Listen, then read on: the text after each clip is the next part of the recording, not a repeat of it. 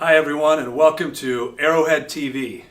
We have an exciting webinar here for you today as Derek Hardy, who is a retired forensic photographer at Fairfax County, has over 20 years of ultraviolet infrared photography experience, is going to be talking about varying techniques that you can all use at the scene or at the lab. What you're going to see today is a product called the FSIS, some lasers, alternate light sources, special filters, but at the end, it's going to help you all find more evidence. So the format today is going to look like this. As soon as I'm done talking here in just a moment, we're going to see the webinar where Derek Hardy is going to be talking about UV through infrared photography. But during the webinar, we're going to have a live chat administered by Mr. Quinn Carr in the background here. If you have any questions that pop up while you're watching the video, you don't have to wait till the end necessarily. You can ask those questions right now in the live chat room. Quinn's going to do a great job of getting back to you as soon as he can, so keep those questions coming. Have a fun time conversing with each other in the chat room. But stick around to the end because we will have a Q&A session also, a live Q&A session, and you have a chance to have your question read on air. We'll also be talking a little bit more about the techniques and the products that were used. So without further ado, Mr. Derek Hardy on UV IR photography.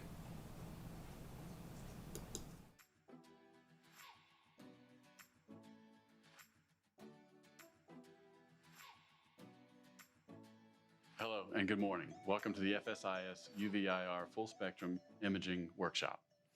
We're here today to talk about processing evidence, all kinds of evidence that lives within the entire spectrum of light. And to do that, we use a piece of equipment called the FSIS, which is the Full Spectrum Imaging System. My name is Derek Hardy. I'm a retired crime scene detective from Fairfax County, Virginia. I worked there for 25 years, and the last 20 of them I worked in the forensic field using pieces of equipment exactly like this to find evidence to help solve crimes.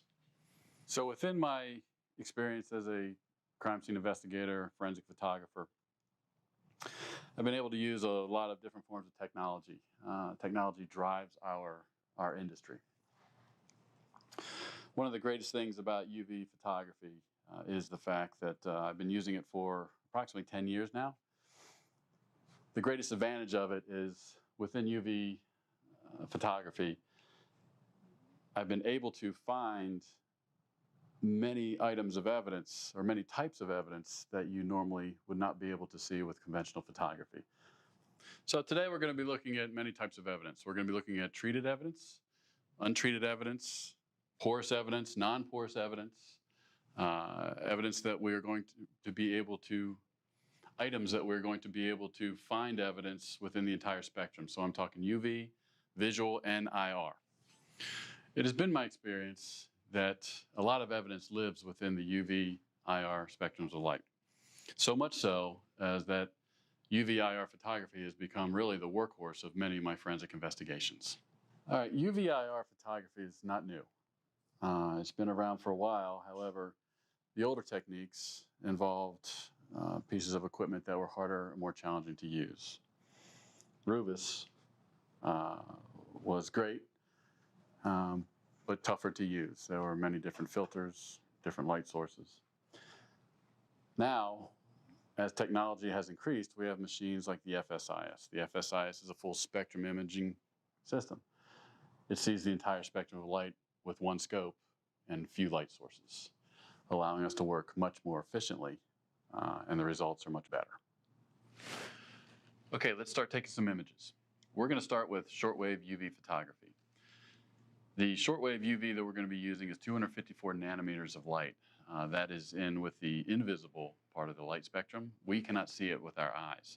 However, if you have a specialized camera utilizing a sensor, a special sensor, and then also a narrow pass filter and a 254 nanometer light source, you're going to be able to find lots of evidence that we normally would not be able to see. Okay, so we're going to start with a magazine here with some untreated latent prints that have been put on it.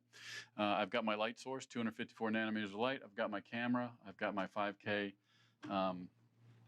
monitor here so I can see a lot of detail. It's pretty simple. You add the light reacts with the ridges or the ridges that are on the evidence. You move the light around just a little bit to get your best exposure.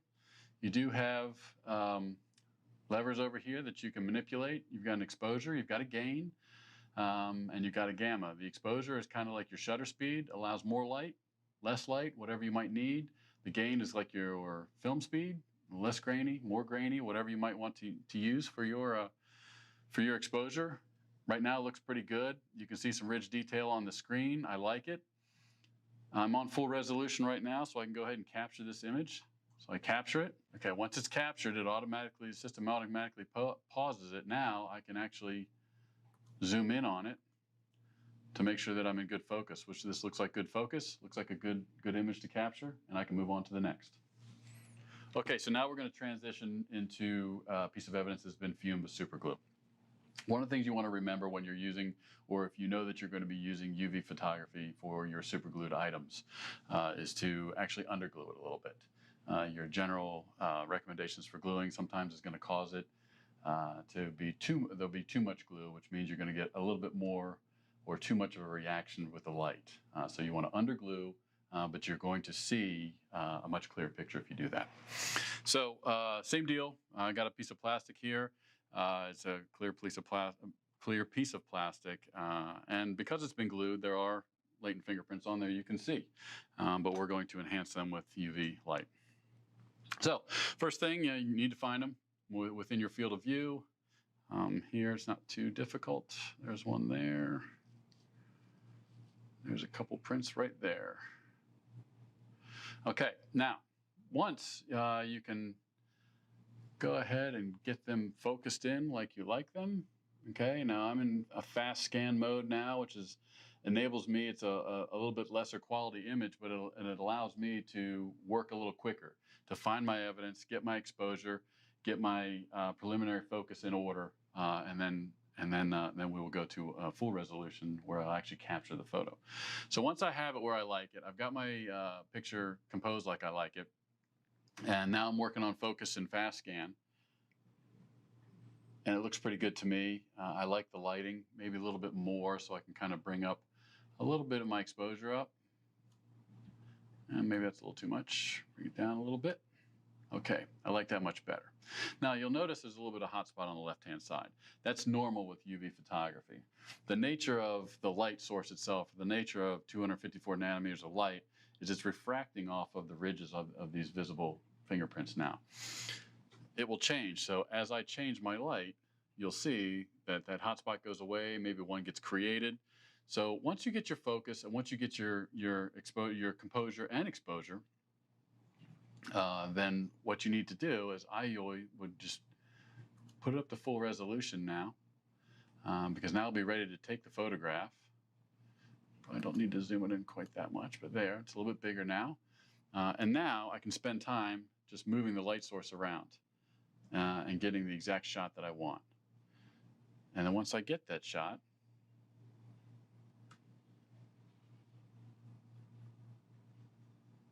there we go. It's a little better, maybe a little bit more light. Once I get that shot, this particular system comes with a foot pedal, because you can see right now I'm using two hands to hold this light. Because of the nature of this type of light, if a small movement will change the picture dramatically. So once I have it the way I like it, I can kick the kick pedal, and that activates the save function. Now once it's saved, you see that now that I move the light, nothing's going to happen because it automatically pauses it. And that's an advantage for a couple reasons.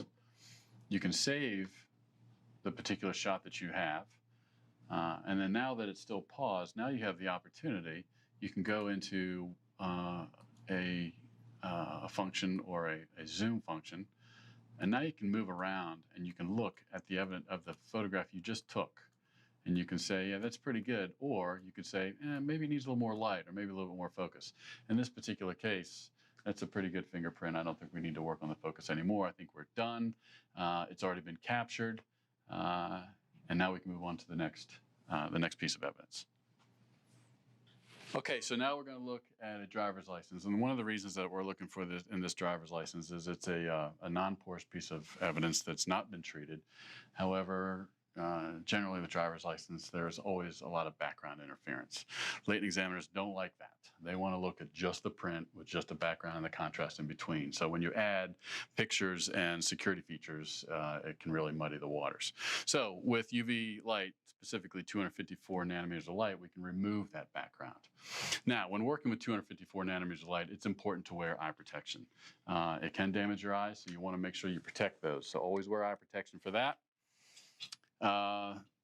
It's a very simple process. You add the light to the evidence. The camera's already there. The camera's right over top of the evidence. It's seeing, or it will see what you can produce with the light. And right off the bat, we see ridge detail, which is very, very nice. But what you don't see is the underlying details of the driver's license. So there's no picture, there's no writing, there's no security features at all. All we're seeing is the latent prints. And you can see some ridge detail down the bottom. You can see, obviously, a big one here. You can see some over there. Now, as usual, moving the light can change the picture a little bit, and that's fine. And there's nothing wrong with moving your light to find your best exposure. And every time you move the light, you might very well see some more. So move the light to where you are going to get your best exposure, which I think is going to be around over here, particularly for this area of detail right here. I'm in fast scan right now, so I will focus to the best of my ability in fast scan, which is a lower quality image and enables you to search a little quicker to find what you want to photograph.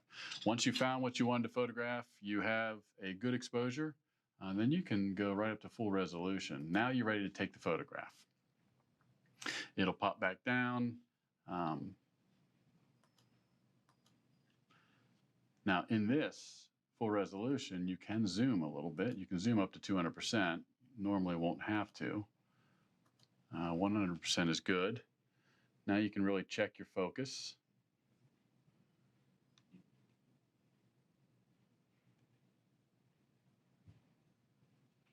And once you're happy with that focus, you can take the photograph if you like. Move the light to where you have it exactly like you like it. Now you notice that I'm using two hands on this one also because of the unpredictability of UV light.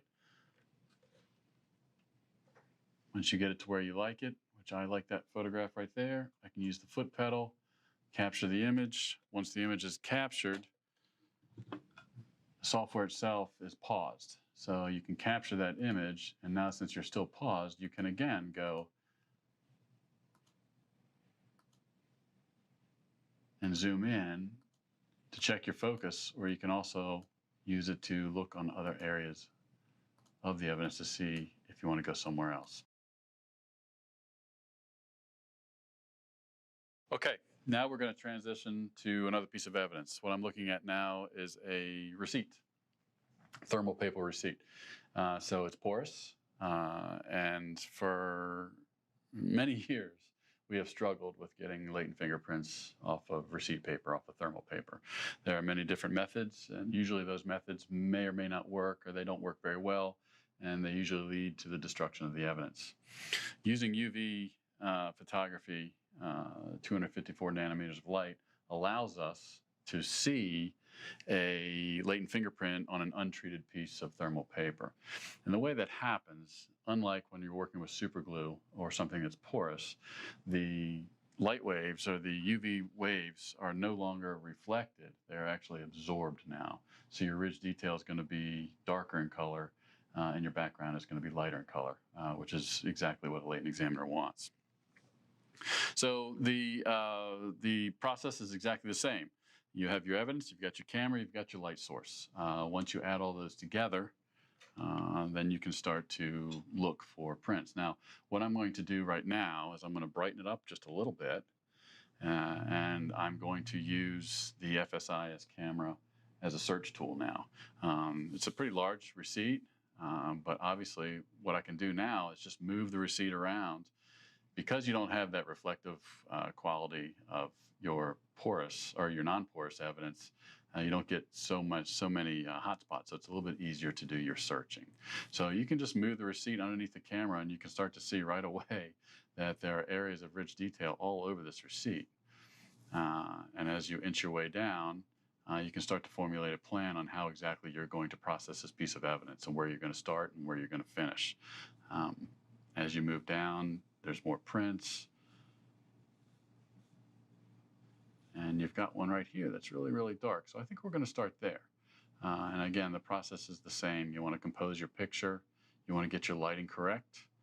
Once you move around, move your light source around, get what you need, what you feel is going to be your best exposure. Once you've done that, I'm in fast scan right now. Once I've done that, I can switch to full resolution again. And that will allow me to photograph the image. And what I can do is go ahead and take this photograph.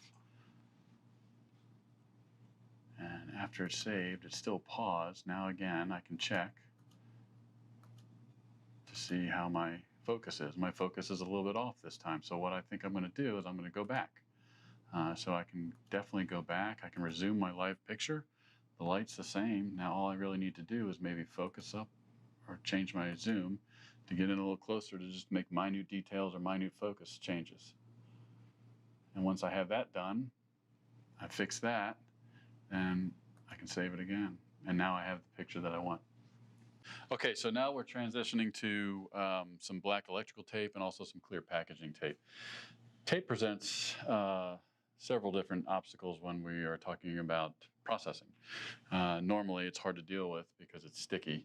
And then also, it normally or almost always has to be chemically processed to see latent fingerprints.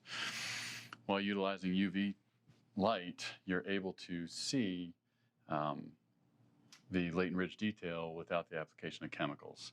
That's a big advantage. It's also an advantage over conventional photography because normally if you were trying to photograph a piece of black tape with some sort of latent ridge on it or even clear tape, you've got to use techniques that either going to have some oblique lighting or some different backgrounds, this match the other, but more of an intensive effort. Here, it's very, very simple. Again, you're just adding the UV light. You're looking at your evidence. It pops up right away that there's ridge detail on the sticky side of this black electrical tape. Again, the process is exactly the same. You want to get the right amount of light. You want to compose your picture the way that you want it, make sure it's in focus, and then actually take the picture. So here we've got a good light source. I've got a good area of ridge detail. I'm happy with my exposure. I'm happy with the amount of gain that I have. I can probably actually bring it down just a little bit more. And maybe not. Okay, that looks good. And then pop it up to full resolution. Now this time, while I'm in full resolution, I'm going to go ahead and zoom in and take a look at my focus now. It looks good. It's right on point. I can go ahead and make sure that my lighting is correct and then take that picture. Okay, so now we've transitioned to a clear piece of packing tape, which presents its own challenges. It's clear, the ridge detail in this case is unprocessed, and we're going to take a look at it and see if we can't find it. Now, we've done a couple examples so far during this class, and it seems really easy. You just add the light and the picture shows up on the screen. I want to remind everybody that this is still, while this machine is allowing you to see things you normally can't, it's still photography. And the basics of photography are still very, very much in play here. So while you are looking for your evidence, you can see that your exposure needs to be taken care of, or maybe you need to compose your picture, whatever it is. We're still dealing with what's called the exposure triangle. We're still dealing with the relationship between your f-stops, your aperture, your shutter speed, and your film speed. So, and we've kind of laid that out a couple times before, as far as your f-stops here are on your lens. No, right now we're dealing with a piece of evidence that's really flat. So our f-stop is not exactly the most important part of the triangle. So put it somewhere where you feel comfortable. Right now mine's set at a 4. It's going to allow it to have a shallow field of depth, but I don't need it because it's flat. So really all I really need to do to make my adjustments now are my shutter speed or my exposure and what would be the equivalent of film speed or the gain. So right now I am just making those adjustments to get the best exposure I can. So if I pull up my shutter speed or my exposure just a little bit to allow more light into the situation, you see that my fingerprint just got a little bit brighter. If it's a little bit too bright, I like the area, I like the fact that the ridges are nice and bright, but it's a little bit fuzzy now. So if I bring my gain down, I'll maintain the brightness of the ridges, but I take out some of that cloudiness, and that's exactly what we're looking for. So once I get my exposure correct, and what I like, then of course I'm going to take the photograph. Now you'll notice that this is clear tape. However, it looks black in this particular photograph. That's because the UV light won't penetrate that tape. It's being absorbed by that tape, but because the untreated sebaceous material of your fingerprint is reflecting that light back up into the camera. So that's why your ridges are white right now and your background is black. So once I have everything squared away, I flip it over to full resolution so I can take the photograph. Now, while I'm here, I'm going to make a tiny adjustment on my focus.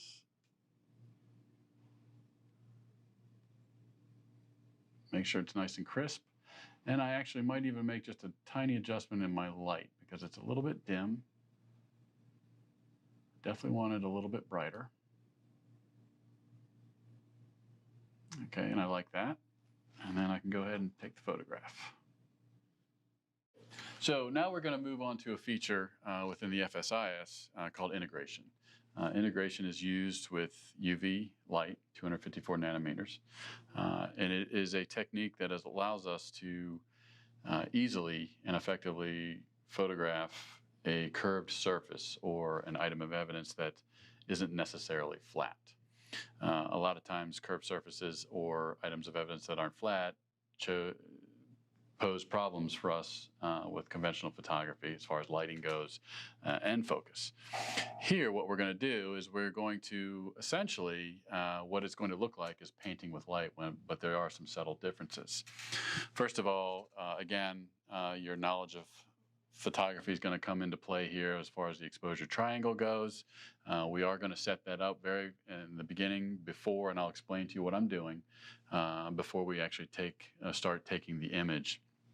And I think you're really going to like the results. So what we have is a curved surface here, shiny surface, untreated. And it's got fingerprints on it. So we want to we want to do exactly what we would do. We want to compose our photograph. So the first thing I'm going to do is turn the light source on. And I'm not necessarily going to move it around a lot. You see that it shows up here. And that's way brighter than what we're going to be using. And I'll tell you why. The one thing that we want to do is set the camera up so you are setting the limitations for the pixels. Now let me explain that. We want a wide or a long depth of field. So I'm going to set the camera at f16. That's going to give me the most amount of focus around this curved surface that I can get. And then what I'm going to do is I'm going to set my exposure low. Okay, and what you're going to see on the screen is that my image has become dim. And then I'm going to set my gain a little bit low too. So what you're looking at here is what I've done with those three adjustments is I have told the program that is as bright as I want this picture to get. I don't want any of these pixels to get overexposed. As a matter of fact, this picture cannot be overexposed, and you'll see in just a second. Once I have it all set, I have set my parameters for the exposure for the pixels. Now I can really start to paint, if you will. So all I really need to do is hit the Start Integration button. And when I do hit that, you'll notice that you see the image that we just saw a second ago. And you can also see that it's right now we're at 9, 10, 11, 12 frames that have already been exposed. What you notice is that the picture's not getting any brighter. It's not overexposing. That's as bright as it's going to get. Now I have to paint. So what you're looking at here is actually your paintbrush. So now that I'm actively integrating, I can just move my paintbrush. And as I move my paintbrush, you'll see that more of the picture comes into play. Now, I can go backwards a little bit because I moved a little bit too quickly. I can go backwards and repaint, if you will, to fill in those gaps. And then once I get the hang of it, I just keep moving. And as I move,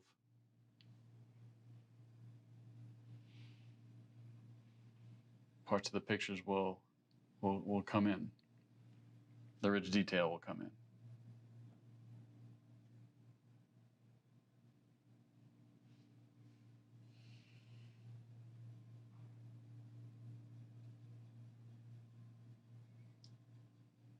Now, sometimes this can take a little while, depending on the type of, the type of evidence you have, the size of the evidence.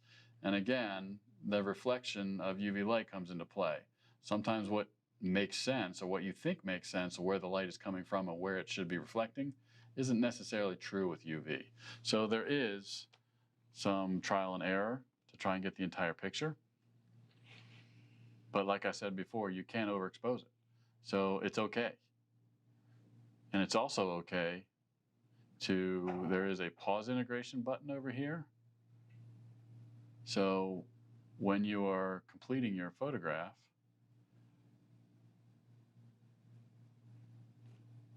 if you think you have it, you can hit pause. And that'll come up, it'll pop up, and you'll see what you're looking at.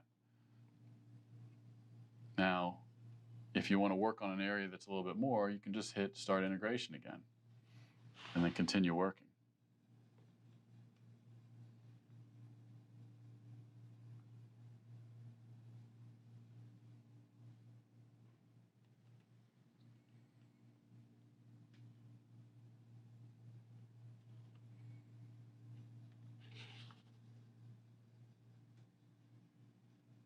And once you have your exposure like you like it, then you can save it. And then it is saved. Okay, so I looked at the last image that we did with the integration, and I realized that my focus was a little bit off, and then also there were areas of rich detail that were just a little bit out of the picture. So what I was able to do, because I'm able to look at that, is reposition my evidence and then refocus. And then efficiently just go ahead and redo it. So again, in a little bit of review, the integration, it's never going to get brighter than this. I've already set my my pixel points, if you will, and this is my paintbrush, and now I'm ready to paint. So start integration, and then paint your evidence.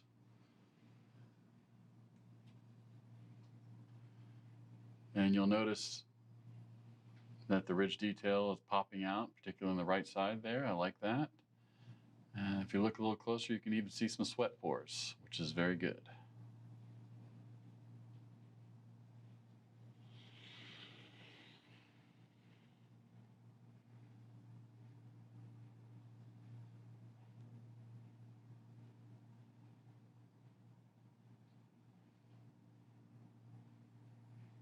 And just like that, in a matter of looks like about 30 seconds and 215 frames or so, I was able to capture this evidence. Okay, so now we're going to continue on with another piece of evidence, and we're going to use integration to process for latent ridge detail. This is very similar to what we just did before, with the exception of it's crinkled. And there's some writing on it. So the crinkled part of it is a little bit more realistic of something we might find on a crime scene. And the writing part, or the print that's on the can, offers the challenge of trying to get rid of that so the latent examiner, can have nothing but the print to look at. So we're going to be doing the exact same thing. It's the integration method. We've already set up our pixel amounts, or our values for our pixels, so we know that we're not going to overexpose. So essentially now all we have to do is add the light. So we will just start with our integration and see what we come up with. And you can see that the different dents, if you will, in the evidence cause a little bit of a challenge, because you're not exactly sure which angle to use. So there is a little bit of guesswork here and a little bit of patience. But once you get the hang of it and realize where the light's coming from, and can try to guess where it's going to go or reflect from, your results get pretty good. And I think I've gotten everything that I would like to get. There's a good amount of ridge detail right there. Oop, that was good.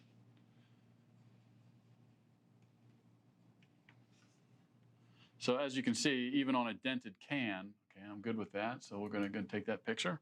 But even on a dented can where the reflecting light would make it very hard to do with flash photography, within, I think it took 31 seconds that I was able to effectively capture the ridge detail on this piece of evidence. Okay, so now we are going to transition into visible light photography to include alternate light source. So this is an area where you're going to see a progression of results depending on what light source you're going to use. We're going to start with white light. On a piece of evidence right now I'm using is a piece of tinfoil that has been treated with super glue and then rhodamine. So when we first look at the white light, just adding a little bit of white light to your subject, what you're seeing is you see a little bit of ridge detail. You can see it a little bit pop up. You see a lot of the problems that we would have with using conventional photography in this particular situation is that you've got a lot of noise caused by the wrinkles in the tinfoil. And then also you really aren't getting the excitement, if you will, you're getting actually no excitement from the chemical. All you're seeing is the ridges from the super glue. So oblique lighting, you're seeing a little bit because shadows are being casted. However, not a lot of detail. So we can move from there, we can move to an alternate light source or an ALS. And in this case, I'm using a handheld 525 nanometer green light. When we add that, you see a little bit better result. And the reason being is that the 525 nanometers of light are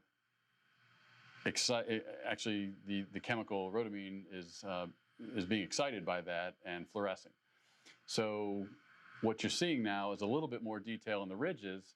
However, the 525 nanometer alternate light source doesn't really have the power to get rid of a lot of the other noisy factors in this picture. So when we take this away and we go ahead and use in this case, we're using the Dual 77 laser, which is 520 nanometers of light and 7 watts of power. It's a lot more powerful. A couple things come to mind. First, safety. So when we use any type of laser light, we definitely have to wear eye protection. And what you're going to see now is that 520 nanometers or 7 watts of that is going to excite the chemical much more, and we're going to be able to see a whole lot more detail.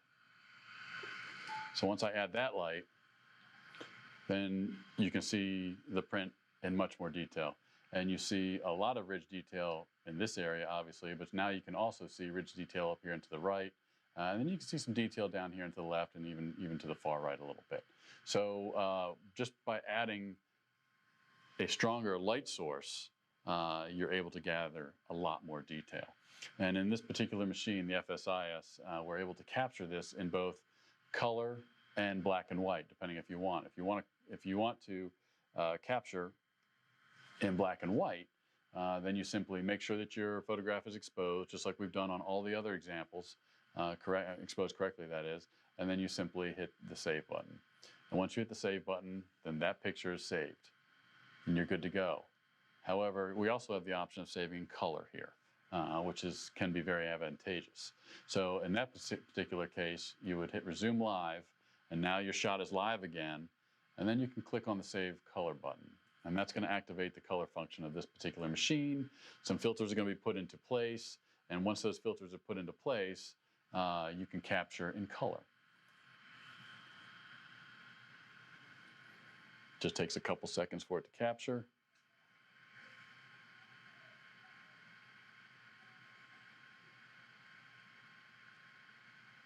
And once it is done, now you have a color photograph of the image. Now, in this particular image, it came out very well. I like this color, I like the exposure, so we can go ahead and save this. If we didn't like the color, if we needed more light or less light, you can always make your adjustments over here and then reshoot it. So if you needed less light, you can make that adjustment if you feel the need to do that, and then recapture the image. And it might come back a little bit darker, because that's what you would want it. If you wanted it brighter, obviously you do the exact opposite. Now, one of the advantages of working in the UV environment is that you can work in lighted areas. You notice that all the shots we took before these, we were in a lighted room, and it made no difference because the filter that you use, the 254 nanometer filter, can't see any other light. So you can work in daylight conditions, you can work in a bright lit room. When you transition into ALS photography, now you're going to be working a little bit more in a dimmer situation. However, you can work a little bit lighter with a laser light just because the light is that much more bright. And we're happy with that one too, so I'm going to go ahead and save that one also. And we'll be done with that. Okay, so now we're going to transition to, we're still staying with alternate light source photography, but we're using a laser, the Dual 77 520 nanometer light. But now what we're going to add to the mix is a curved orange filter plus the addition of an FF1 narrow pass filter. The purpose of using an FF1 narrow pass filter in conjunction with a curved orange filter is to eliminate as much background noise as possible from the fluorescence. The goal, of course, is to keep the fluorescence from the ridges in good focus. So what we've got here is we've got our tinfoil, we've got our light. I'm going to turn it on in just a second. I've already put the two filters in front of the camera, and what you're going to see here is that you're going to see less background and sharper ridges.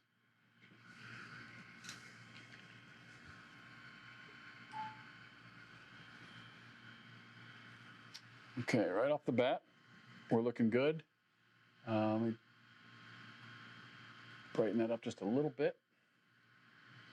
Maybe a little bit more.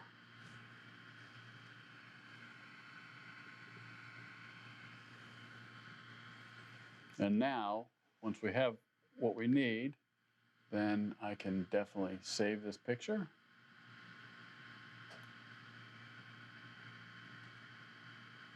And once we're saved, we are still, let's check and see what we got.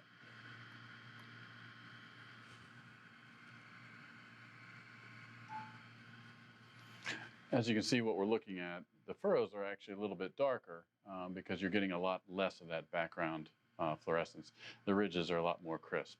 That is the advantage of using a narrow pass filter.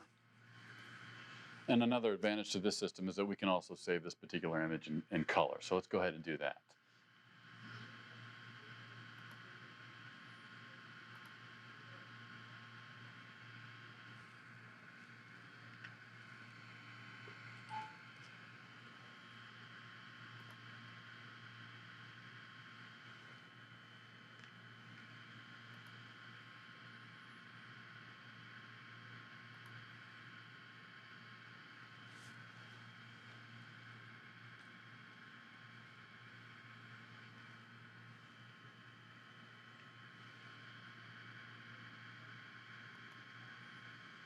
Okay, I think that's actually just a little bit, let's brighten that up just a little bit.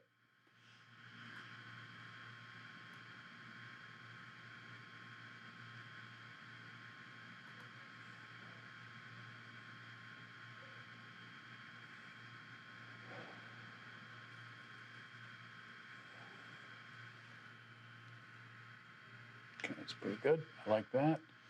Let me go ahead and do this.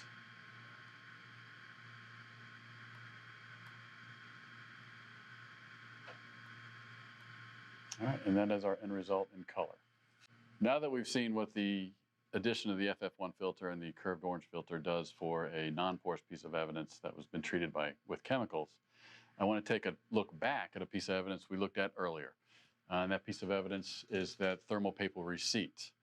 I have found that using the green laser in conjunction with the FF1 filter and the curved orange filter, we are able to find and collect untreated prints on thermal paper, I feel, better than what you would do with UV.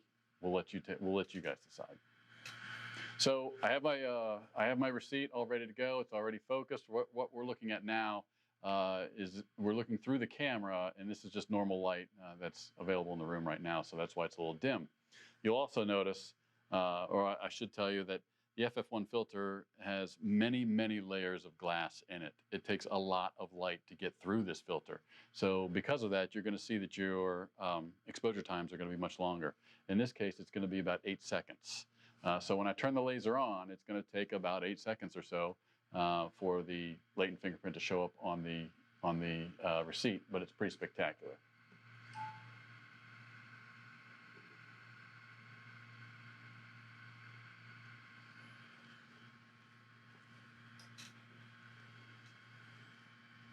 And there it is.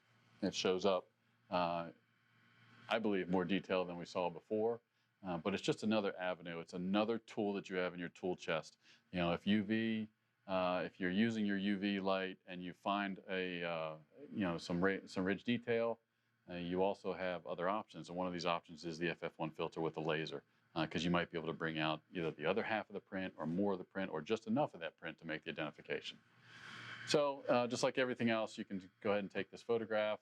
We can save it in color if we like. Okay, here we are with our color image of our latent fingerprint on the thermal paper. We can zoom in a little bit, see that we have plenty of detail, plenty to work with.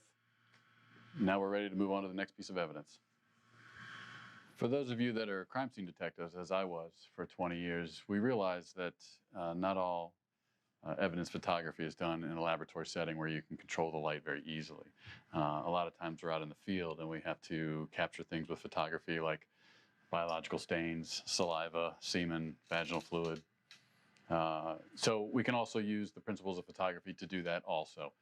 So in this particular case, I've got my sample set up over here. I'm using a blue light, a blue laser with the Dual 77, the blue 455, a flat orange filter over my lens.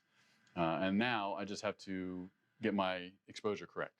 In this case right now, I've got my f-stop set at 8 because I've got a little bit of a ripple in the fabric there. So I want to increase my depth of field so the entire stain will be in focus the entire time. Once I have that stable, then all I really need to do is make my adjustments in my shutter speed, in my film speed, or my gain, if you will. So right now, I kind of like what I have. I could give it just a little bit more light with the exposure, and it's going to make it just a little bit brighter, and I think that's going to be pretty good. So my gain or my film speed is set about halfway right now, and that's going to allow me to get a sharp image without having graininess. So when you're ready to go ahead and capture, I'm going to go ahead and capture this in color.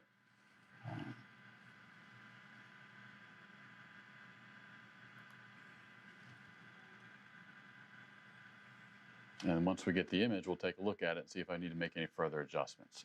Okay, so now we're taking a look at it, and I think that's pretty good, actually. Let's take a look full screen.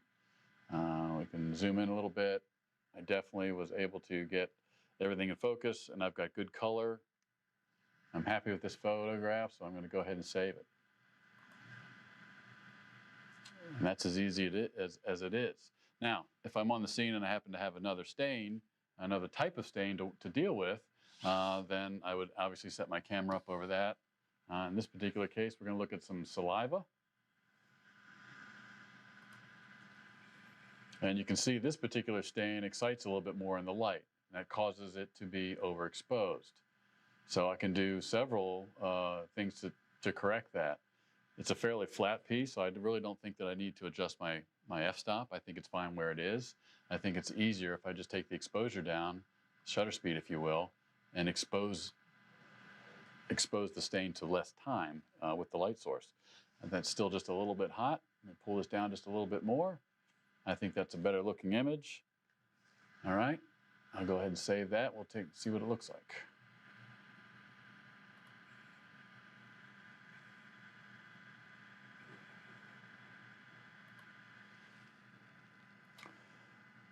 Take a look at this one. That one looks good also, although I think it needs to be just a little bit brighter. So I can just kind of make an adjustment here, make it just a little bit brighter. And you'll see in the background behind this window, you'll see the adjustment I made happen live in this window. So I can tell that I have made an adjustment to make my image a little bit brighter. So now I can go back and recapture it, and we'll see what that adjustment looks like.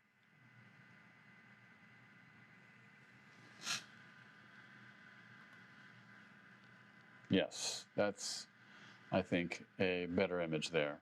Showing the stain, good focus, good exposure. I'm happy with it. We're going to go ahead and save that one also. Okay, now we're going to shift out of the visible light spectrum back into the invisible light spectrum. We're going to be going into the IR or infrared area. The IR wavelengths go from about 600 nanometers to 1100 nanometers. The types of evidence that we can find within this spectrum include gunpowder patterns that we might find on clothing, bloodstain patterns we might find on clothing, and also several different areas within the question document field. So the first piece of evidence that we're going to look at with the IR bandwidth is a piece of cloth that has a gunshot pattern on it. Now, when working with IR, you have to realize that the light source is actually really, really bright, but we can't see it. So when I actually activate my source here and shine it on my hand, you can't see that, but the camera can. So when you're working with a very bright light, you want to make sure that your f-stop is set correctly. Right here on this camera, I have it set at f16, so I've made my aperture as small as possible to let the least amount of light in. So once I've got that taken care of, now that is going to be constant, so any adjustments I'm going to be using are going to be either to my shutter speed or my ISO. So when I add the light source, you see the image come up on the screen, and you can right away, you can see the hole that was made, and you can also see right around here what I like to call a donut ring of gunpowder. Now, it's a pretty good exposure here, but I can make a few adjustments. I can make it just a little bit brighter if I need to, and I think that's pretty good right there. And once I have that, once I have my exposure the way that I want it, I can go ahead and capture this picture. So now that I've just captured my image here in IR, what you notice is you can see the ring clearly, but what you don't see is the background of the cloth. And that is because that is actually that is reflecting the IR light, causing it to be a light color, whereas the gunpowder is actually absorbing the IR light, which is causing it to be a dark color. So you can see a contrast ring around that hole that was caused by the bullet. Okay, for our next piece of evidence, we're going to take a look at some blood stains on a dark piece of clothing. It's going to be very similar to the gunshot, where you're going to see the stains are actually going to absorb the IR light, causing them to be dark, whereas the dark color of the fabric is going to actually reflect that light, causing it to look light. So you're going to see some contrast. Now, we have been working with a lot of light sources, and we've been working with a lot of filters here. So it's always important to remember that you need to have the right filter and the right light source. So go ahead and check. We have a film slider here, a filter slider here, that allows me to have 3 different filters. So I can go from UV to visible to IR and really have all 3 filters available to me along with the light sources. So now that we have that, we've got the IR filter in place, I've got my IR light source, and I've got my evidence. Once we turn the light source on, now I can start to see. And now you're seeing that this dark shirt is actually coming out white. And you can see that there are three spots here, maybe a fourth, that should be blood. It's a little bit overexposed, so let's try and correct that a little bit. So I'm going to give it a little bit less time with my shutter speed. And you can see you get a little bit of improvement there. That's kind of what I'm looking for right here. It's a good exposure. I like it, you can see. But what I'm missing is a little bit of contrast. And what we haven't talked about a lot up until now is your gamma. And gamma is another thing that you can control with this system. And it's what I like to call the icing on the cake. Well, once you get your exposure the way you like it, but you still need just a little bit more contrast, you can adjust your gamma. And when you do that, you'll see that you're going to get a little bit more contrast. You got a little contrasty. You're still building contrast. And I like that because it's much more. You can see the outer edges of the stains a lot easier now. However, my exposure got just a little bit dark. So with anything in photography, when you make one adjustment to something, you've got to make another adjustment to something else. So I like my contrast, but now my exposure is just a little bit dark. So I can easily just make my exposure just a little bit light now and still maintain that contrast. Maybe that was just a little too much. Okay, I like that. Now I've got a good exposure. I've got the right amount of contrast that I need, so now I'm going to take this photo. So in this example, we're going to look at how different inks react under the IR wavelength.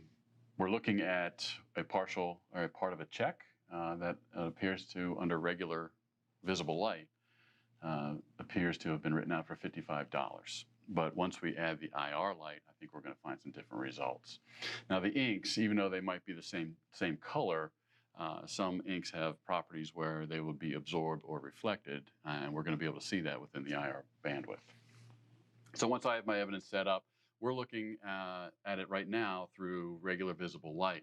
So of course I have to switch my filter, which is just as easy as just sliding it over. So now I'm set up with my IR filter. Now the IR filter can't see visible light, so now that I have to add the IR light, and then I think we're going to find the differences. Now my exposure is a little bit hot right now, so I'm going to make some adjustments. And once I make those adjustments, I think you can clearly see that the 5 and the 50 of the 55 were definitely written with a different pen.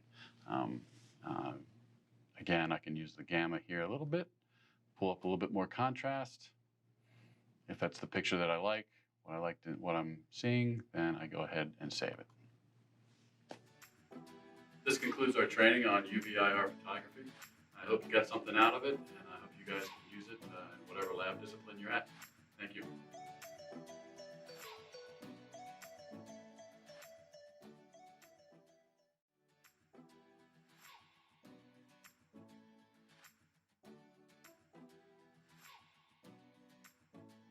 Hello and good morning. Welcome to the FSIS UV-IR Full Spectrum Imaging Workshop. We're here today to talk about processing evidence, all kinds of evidence. Oops, accident. I restarted the video, but you're going live in a few seconds. I don't know why it looped back the video. It must have happened when I had to remove it. Okay.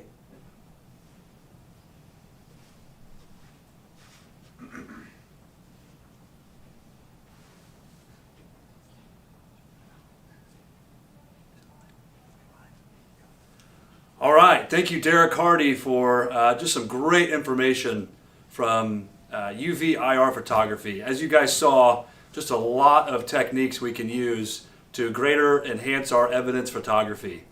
We're going to take just a few minutes here, and I know there was some time in the middle of the webinar. If you had some questions, you were able to live chat those. But if something has come up now, maybe toward the end here, that you weren't able to jot those down in the chat room, we're going to just take a few minutes here and do some live Q&A. Hey, welcome back to the live portion. My name is Parker Snedden. I just want to take a couple minutes and explain some of the equipment and the techniques that were used today while you guys are able to ask those questions on the chat room. So the main piece of equipment that you saw was called the FSIS. I know a lot of people that signed up today and attended the webinar actually have the FSIS or some sort of UV camera. The FSIS is actually a full spectrum imaging system. What that means is I can capture images like Derek was from shortwave UV all the way to infrared. Okay, and that's important because the UV side and the IR side allows me to see evidence that typically is invisible. So with the FSIS, there's a special sensor built into the camera along with the lighting and filter techniques that you learned today that allows me to see especially untreated prints on a variety of surfaces. I can use the FSIS to paint light across a curved surface with something we call integration as well. And so the FSIS is just a great tool that would allow you to find evidence that really you can't see with any other piece of equipment. Now, it's not a new piece of equipment. A lot of agencies throughout the world are using it. And so we'd invite you to ask questions about the FSIS. There are folks that would be happy to talk to you about how they're actually using it right now in casework. And so the FSIS certainly was the main part of the webinar today, and we'd be happy to answer any questions on that piece of equipment if you have any. The second main part of the webinar today and the main equipment that was used was called the Dual 77. So the Dual 77 is a forensic laser. Now, there's a big difference between lasers and LED products and bulb-based products, but the Dual 77 has two main laser diodes built into the product. We've got a blue laser diode and then a green laser. and they're both built into the handpiece. So we've made some significant improvements to this product over the past couple of years where we've enhanced the power from 7 watts to 8 watts, and then we've also included both of those green and blue diodes used to be in 2 handles. Well, we heard feedback from you guys, our customers, and now it's in 1 handle. And so the Dual 77, as you saw Derek use, is primarily used in the color spectrum photography. So I can use it to enhance my latent prints that have been dye stained. I can use it to find biologicals and search for semen, urine, saliva, and sweat. Just a really, really good product that can be used, guys, in the field or at the laboratory. It's very lightweight. It's about 7 pounds. But basically, guys, more power equals seeing more evidence. And so that was the second main piece of equipment that you saw today during the webinar. The third one was called the FF1 filter, the FF1 filter. And you saw the main example today when Derek used it, taking a picture of untreated prints on an item receipt. And so basically at its core, this filter allows me to remove background noise. So I can remove background noise using a laser, and I can remove background noise also using just a regular light source. It's usually used in the green color spectrum. So that product can be used with any laser or light source you currently have at your laboratory or any camera. We do some stacking mechanisms with it as well with the orange curve filter, but those are the 3 main products that were used today in the webinar. If you have any questions about those, guys, send me an email, parker@arrowheadforensics.com or sales@arrowheadforensics.com, and we'd be happy to set up a live demo with you or answer any other questions you might have. Okay, I've got a couple questions that are popping up on the board here I'd like to try to answer for you. So the first one that was actually, I think this was asked during the webinar, was talking about using a scale with UV photography. So it is critically important that you're using a matte paper scale. And the reason for that is if you're using a plastic, acrylic scale, most of them have the tick marks are printed right on plastic acrylic. Just like it does with other types of material, UV photography can eliminate backgrounds. Okay, so we found in our experience the best scale to use is generally a matte paper scale. That's a great question. I believe Ricardo asked that question, Quinn, if I'm right there. So Ricardo, thanks for that question. It was a very good one. Another question that came up was tape. Can I take pictures of untreated prints on the back of tape? And I believe Derek went over some black electrical tape during the webinar, but yes, the answer is yes. And most of the time in the forensics industry for a long time, products like wet wop or wet powder have been used, which are still great techniques, but are obviously messy and take some time. With UV light and UV filters and a special camera with UV techniques, I can actually take pictures of untreated prints on the back of evidence tape as well. That could be duct tape, scotch tape, electrical tape. We've seen great results on all 3. So thank you for that question too. Another question came up about post-processing. So the techniques you saw today were photography within the software that comes with the FSIS, but there's Photoshop mainly is used for post-processing enhancement for all the techniques that we're seeing today. There's other APHIS systems I know that also have post-processing techniques, but what we went over today was mainly the photography side of it. There's a whole other side of obviously enhancement that could be a whole other webinar. But the product that was shown today was used mainly on photography itself. That's a really good question. Okay, one more talking about grant templates, and then I'll take a look at some of the live ones here. And Quinn, if you have one you want to shout out to me, that's perfectly great. So a couple questions were asked about grant templates. There are lots of grants available out in the market. Most of them are DOJ grants, and we have templates actually that some customers who have applied for funding, they've applied for funding, and then they've also received funding to purchase some of this equipment. Hey, we recognize sometimes that you need a budget in advance to buy something like this. We've seen, asset forfeiture funds being used. We've also seen grants being applied for, and then sometimes it just takes time to get it in your budget, and we totally understand that. But please reach out to us. Reach out to me, Parker@arrowheadforensics.com, and I'd be happy to send some of those grant templates to you. Those have been around since about 2012, so we've got some really good starting points. for grants for you. Okay, a couple more informational things for you as we wrap this up. We're going to be doing more webinars. And just thank you for joining us today. We had, I think, about 500 people sign up. We're lots of different countries. Some of them we knew, some of them we don't know. And so thank you for joining us for our current customers. Thank you for those who are maybe new to Arrowhead Forensics for joining us. We're just happy to see you. Again, any other questions about the products, email us at parker@arrowheadforensics.com. Be sure to check out some of our other videos. So we have other videos that are posted on our YouTube page that go over some other products that weren't shown today. We try to keep that content really fresh and live. Our video group does a really good job of that. Also, if you want a certificate of completion for attending today's webinar, we're going to have one for you. If you could just, in the chat box, type in your first and last name of who attended and then the email address, we'd be happy to send you that certificate of completion. We know that's important to some of you, and so make sure to put that in the chat box as you wind down here today. Okay, lastly, if you want a demonstration, we can do Zoom demonstrations right now. Obviously with COVID, traveling is a little bit limited, but we've been hosting lots and lots of Zoom demonstrations on these products. We can connect with you at your lab and do a live demo of the FSIS, of the Dual 77, the FF1, or any other products you want to see. We have fuming chambers as well. I think the Examiner Plus was mentioned today, which is a bruising photography camera for forensic nurses. So we can do live demos on those products also. Okay, thank you guys so much for joining us. Be sure to look out for some of our other webinars coming up in the next month or so.